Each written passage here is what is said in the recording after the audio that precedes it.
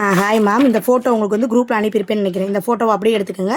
எப்பவும் போல தான். இதுக்கு மேலே என்ன பண்ணணும், ஃபஸ்ட்டு இந்த அளவுக்கு ட்ரிம் பண்ணி எடுத்துக்கோங்க. பேப்பர் காப்பி ஆப் எப்படி யூஸ் பண்ணுறதுன்ற டீட்டெயில்டாக ஒரு வீடியோவாக அது ஆக்சுவலாக ஆரி ஒர்க்குக்காக எடுத்தது மேம். நான் உங்களுக்கு ஷேர் பண்ணியிருக்கேன், அதை செக் பண்ணிக்கோங்க.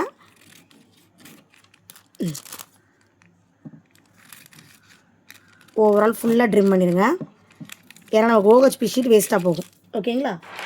இது அதே மாதிரி வச்சு OHP ஷீட்டில் வச்சு கட் பண்ணிக்கிறேன்.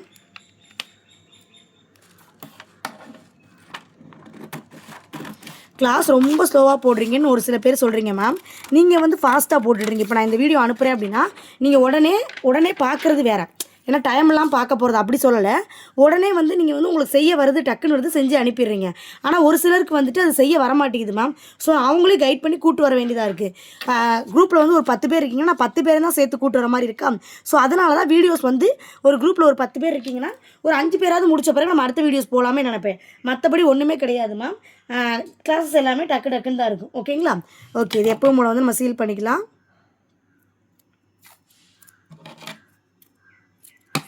நிறைய பேர் இன்னும் கூட சீல் பண்ணாமல் என்ன ஆடிட போகுது அப்படின்ற மாதிரி நீங்கள் செய்கிறீங்க மேம். அப்படி செய்கிறவங்களுக்கு அவுட்புட் வந்து நீங்கள் எனக்கு அனுப்பவே தேவையில்லை, பார்த்தாலே தெரியும் நீங்கள் வந்து அதை ஒட்டாமல் நீங்கள் அந்த வேலையை செஞ்சுருக்கீங்கன்றது.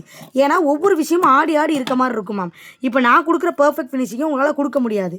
ஸோ இதுக்கு மேக்ஸிமம் என்ன ஒரு 2 நிமிஷம் ஆக போகுது, அவ்வளோதான். இந்த வேலையை செஞ்சுருக்கீங்கன்னா வேலை முடிஞ்சிருச்சு.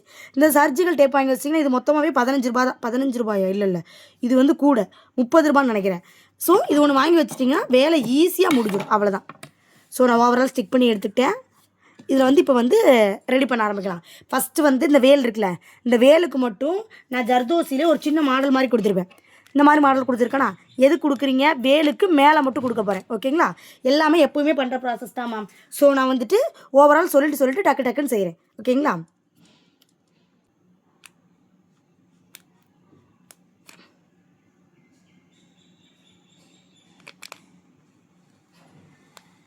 ஓகே, நடுவில் வந்துட்டு ஒரு ஸ்கொயர் ஷேப்பில் ஸ்டோன் வச்சுக்கிறேன். அந்த மாதிரி க்ரீன் கலர் டேப் வந்து எல்லாரோட கிட்லேயுமே இருக்கும் மேம். ஸோ வந்து க்ரீன் கலரை ஃபஸ்ட்டு வந்து இந்த மாதிரி டைமண்ட் ஷேப்பை நான் வரைஞ்சிருக்கேன் பாருங்கள். அதுக்கு தான் அந்த ஷேப்புக்கு ஏற்ற மாதிரி நான் வரைஞ்சிருக்கேன். ஸோ வரைஞ்சிட்டு இப்போ ஓவரால் ஃபுல்லாக இதுக்குமே கொஞ்சம் ட்ரை ஆகிருக்கும். ஸோ நம்ம கொஞ்சம் ஜர்தோசியை கொடுத்துடலாம். அதே மாதிரி இந்த ஜர்தோசி இதுக்கு இது பேர் வந்துட்டு சாதின்னு சொல்லுவாங்கன்னு நினைக்கிறேன்.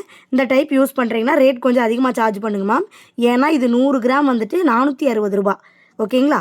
ஸோ கிளிட்டர் ஷேடை விட, நார்மல் கிளிட்டரை விட இது ரேட் கொஞ்சம் அதிகமாக. ஸோ இது நீங்கள் வந்து கஸ்டமருக்கு நீங்கள் வந்து இது பண்ணுறீங்க அப்படின்னா கொஞ்சம் ரேட் அதிகமாகவே கொடுங்க. ஓகேங்களா? ஒரு பக்கம் ஸ்டிக் பண்ணிவிட்டேன், கொஞ்சம் எக்ஸ்ட்ரா விட்டு கட் பண்ணிக்கிறேன்.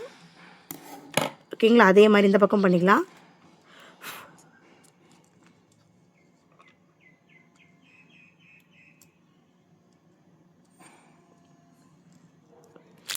ஜர்தோசியை முன்னாடியே சொன்ன மாதிரி உங்கள் கை வாகுக்கு அதை வளைக்கணும்.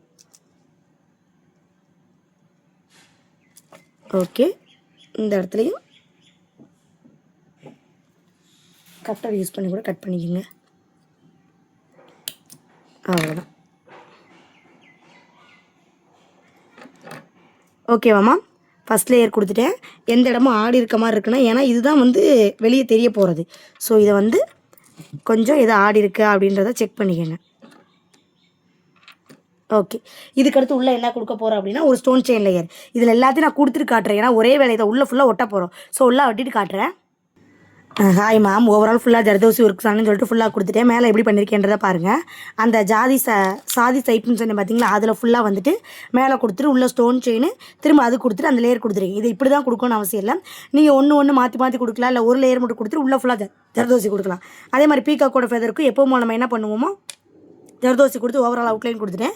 எந்த ஒரு பாட்டுக்குமே நான் எப்போவுமே சொல்கிற டிக் தான், கொஞ்சம் போட்டுட்டு கொஞ்சம் காய விட்டதுக்கப்புறம் ஜர்தோசியை வந்து அந்த டைப்புக்கு ஏற்ற மாதிரி வளைச்சி விடுங்க. ஏன்னா பீகாக்கெலாம் அந்த ஃபேஸோட அமைப்பு கண்டிப்பாக இருக்கணும். அப்போ நம்ம வரையும் போது எப்படி வரைஞ்சிருக்கணும், வரையும் போதே ஃபஸ்ட்டு பர்ஃபெக்டாக வரையணும். அதுக்கடுத்து அந்தந்த இடத்துல கட் பண்ணி எடுக்கணும். இங்கே பாருங்கள், இதை நீங்கள் இப்படியே கீழே கொண்டு வந்தீங்கன்னா அது நல்லா இருக்காது. இங்கே எனக்குள்ளே இருக்குல்ல, இங்கே எனக்குள்ளே ஒரு இம்ப்ரெஷன் கொடுத்து இதை கட் பண்ணிவிட்டு இப்படி கட் பண்ணி எடுத்ததுக்கப்புறம் இந்த லென்த்துக்கு தனியாக கொடுங்க. உங்களுக்கு சொல்கிறது புரியும்னு நினைக்கிறேன். இப்போ ஜர்தோசி அப்படியே வளைச்சிட்டு வந்தால் கீழே வரைக்கும் வளைச்சிட்டு வந்திருக்கலாமா, ஒரு தப்பும் கிடையாது. ஆனால் பார்க்க நீட்டாக இருக்கணும்னா நீங்கள் என்ன பண்ணுங்கள் அப்படின்னா, இந்த இது இருக்குல்ல, இங்கேக்குள்ளே முடிஞ்சிருச்சு அப்படின்னா அங்கேக்குள்ளே முடிச்சுட்டு தனியாக ஒரு லைன் கொடுக்கும்போது அது பார்க்கறதுக்கு செப்பரேட்டாக பார்க்க அழகாக இருக்கும். இந்த இருக்குல்ல இந்த மாதிரி வச்சிடலாம்.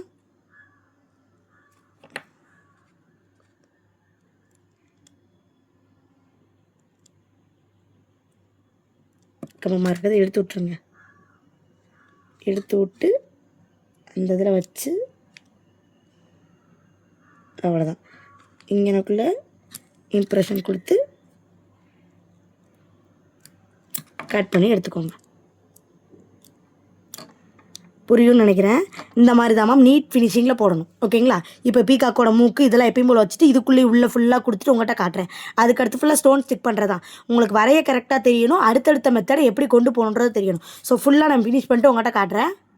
அதே மாதிரி நிறைய பேர் கேட்குறீங்கம்மா, இப்போ டெய்லரிங் கோர்ஸ் லான்ச் பண்ணியிருக்கீங்களே, கிளாஸ் ஃபீஸ் எவ்வளோன்னு சொல்லிட்டு. ஆக்சுவலாக டெய்லரிங் கிளாஸோட ஃபீஸ் வந்து 199 மேம். ஆனால் நம்மளோட ஸ்டூடெண்ட் நீங்கள் நம்மகிட்ட ஆரி இல்லை சாரி ப்ரீபீட்டிங் என்னது இப்போ ப்ரூச் பின் கூட இருக்குல்ல, இந்த கிளாஸ் கூட நீங்கள் ஜாயின் பண்ணியிருந்தீங்க அப்படின்னா கிளாஸ் ஃபீஸ் வந்து வெறும் 100 ரூபா மட்டும்தான். இதில் என்ன டாபிக்ஸ் ஃபஸ்ட்டு கவர் ஆகும்னு சொல்கிறேன் மேம். நார்மல் ப்ளவுஸ் இருக்குல்ல, உங்களோட அளவு ப்ளவுஸ், இப்போ நீங்கள் ஒரு ப்ளவுஸ் போட்டிருப்பீங்கல்ல, அந்த அளவு ப்ளவுஸை வச்சு எப்படி நார்மல் ப்ளவுஸ் இருக்கணும், லைனிங் ப்ளவுஸ் இருக்கணும், முக்கியமாக பிரின்சஸ் கட் ப்ளவுஸில் ஃப்ரண்ட் ஓப்பன் பேக் ஓப்பன் இது எல்லாமே எப்படி பண்ணுறது எல்லாத்தையும் டீட்டெயில்டாக எக்ஸ்பிளைன் பண்ணி சொல்லிக் கொடுப்பேன் மேம். அதே மாதிரி நம்ம ஆரி கிளாஸ் வேறு, ஆஃப்லைன் கிளாஸஸ் எல்லாமே எடுக்கிறோம். எல்லாமே நீங்கள் பிஸ்னஸாக ஒரு ஃபினான்ஷியலாக இண்டிபெண்ட்டாக இருக்கிறதுக்கு என்னென்ன பண்ண முடியுமோ நான் என்னால் முடிஞ்ச எல்லாத்தையும் பண்ணிகிட்டு இருக்கேன் மேம். எல்லாத்துக்கும் உங்களோட லவ் அண்ட் சப்போர்ட் இருக்கும்னு நினைக்கிறேன். ஓவரால் ஃபினிஷ் பண்ணிட்டு காட்டுறேன். டெய்லரிங் கோர்ஸ் இன்ட்ரெஸ்ட் இருக்குன்னா மேலே இருக்க வாட்ஸ்அப் நம்பருக்கு மெசேஜ் பண்ணுங்கள். நீங்கள் நம்ம ஸ்டூடெண்ட் தானே, ஸோ 100 ரூபாய் பேமெண்ட்டுக்கு நீங்கள் படிச்சுக்கலாம்.